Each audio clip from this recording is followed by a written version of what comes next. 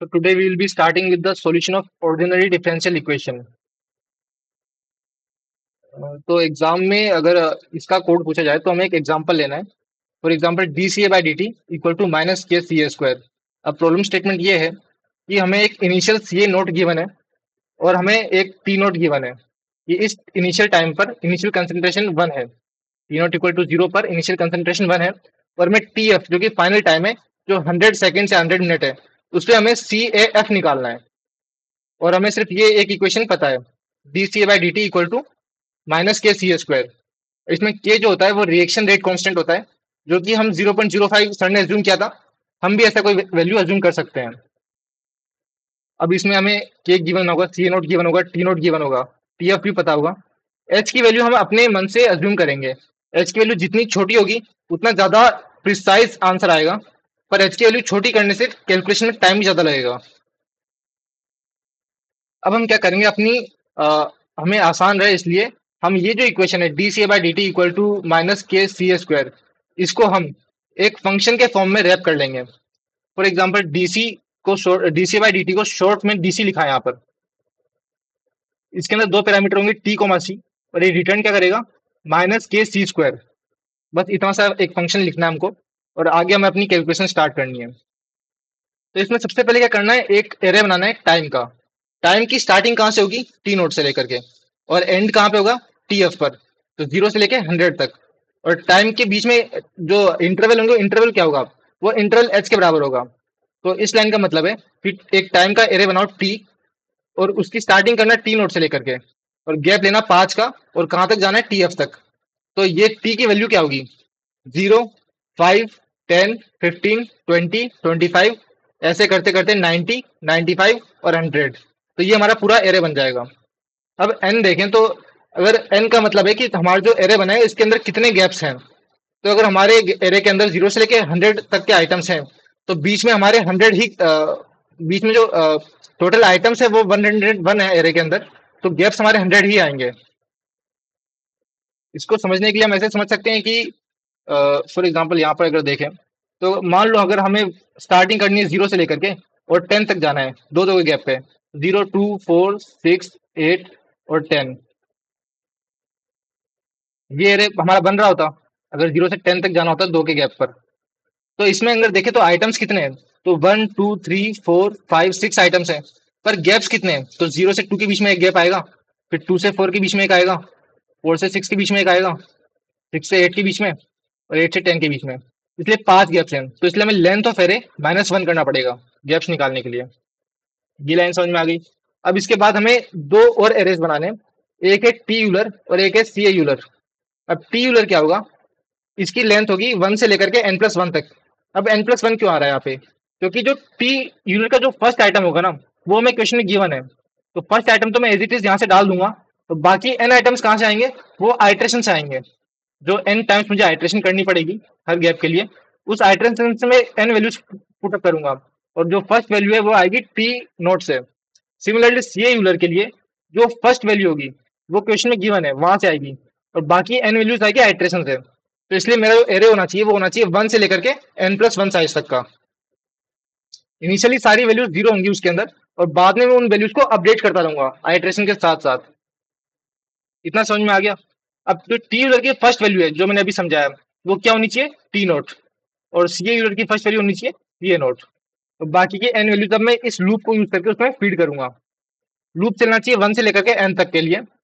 अब values update कैसे करनी है, तो टी यूलर की जो न्यू वैल्यू होगी, जो टी यूलर का नेक्स्ट पॉइंट होगा, वो होगा टी यूलर का ओल्ड वैल्यू प्लस एच. तो T Euler new equal T Euler old plus H, या इसको ऐसे समझ सकते हैं कि टी यूलर का next value equal to T Euler की प्रीवियस वैल्यू प्लस एच. और अगर सी यूलर को अपडेट करना है तो वो क्या होगा, सी यूलर की next value equal to C Euler की previous value plus H into में D C by D T, जो ये लिखा हुआ ये F T Euler I C Euler I. तो ये basically D C by D T ही है, क्योंकि अगर तुम इस एफ को यूज करोगे तो एफ का कॉल यहाँ जाएगा. ठीक है, इसके अंदर से क्या D C by D T ही आउटपुट आ रहा था. ये लिखा हुआ है H into D C by D T लिखा हुआ है.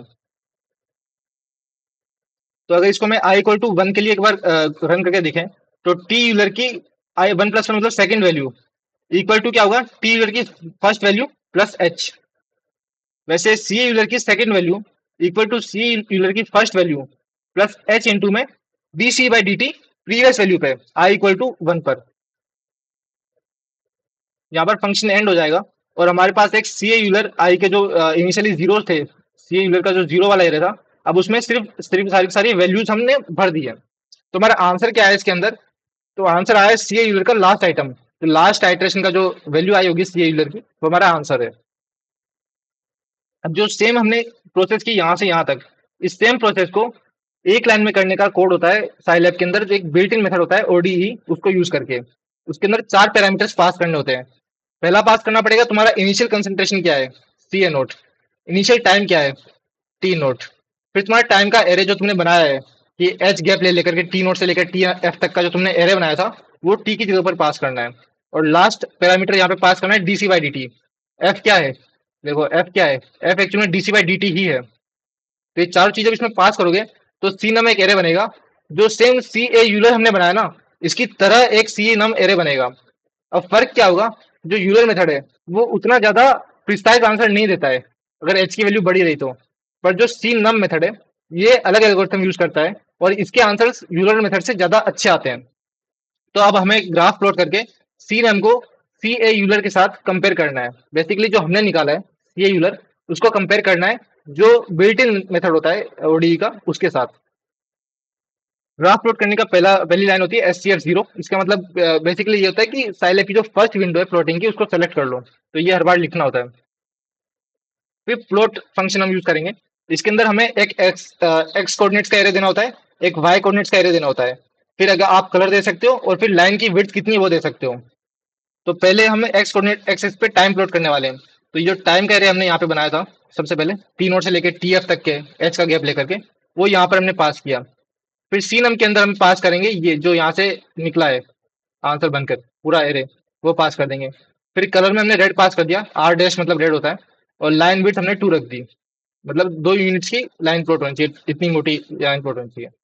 फिर हमने अगला जो ग्राफ सेम विंडो में एक और लाइन हम प्लॉट कर रहे हैं। इसका एक्स कोऑर्डिनेट्स भी टी होंगे, पर वाई कोऑर्डिनेट होंगे सी ए यूलर जो हमने निकाला है। कलर इसका ब्लू होगा, उसके लिए बी डैश डैश यूज करना होता है और इसकी भी लाइन विड्थ 2 होगी। अब जब हम ग्राफ बनाते हैं तो हम एक्स एक्सिस को टाइम लिखते हैं, तो और वाई एक्सिस को कंसंट्रेशन लिखते हैं। तो वो इन दो लाइन्स में लिखा गया है।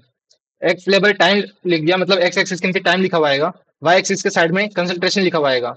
और ग्राफ का टाइटल क्या है, वो टाइटल के अंदर एक इन्वर्टेड कॉमास लगा के उसके अंदर पास कर देना। अब क्योंकि हमने एक विंडो के अंदर 2 ग्राफ प्लॉट किए हैं, तो वो रीडेबिलिटी में अच्छा दिखने में दोनों के नाम क्या क्या है वो दिखने चाहिए वहां पे। तो एक लेजेंड हम यूज करेंगे। लेजेंड का मतलब ये है कि जो हमने रेड से लाइन यूज की है उसका नाम क्या है, तो उसका नाम है न्यूमेरिकल ओडीई सोल्वर। और जो सेकंड प्लॉट हमने किया है जो ब्लू से प्लॉट किया है, उसका नाम है यूलर मेथड। ये साइड में लिखा हुआ आएगा कि रेड रेड के लिए न्यूमेरिकल ओडीई सोल्वर है और ब्लू के लिए यूलर मेथड है। और लास्ट में हमने एक्स ग्रिड यूज किया है, which is used to plot a grid in the background so that we can analyze using grids our answer better. So that is the code for it. Now the most important part of the code was these 2 points. कि T Euler की next value होती है T Euler की previous value plus H, और C Euler की next value होती है C Euler की previous value plus H into D C by D T. That's it the code guys.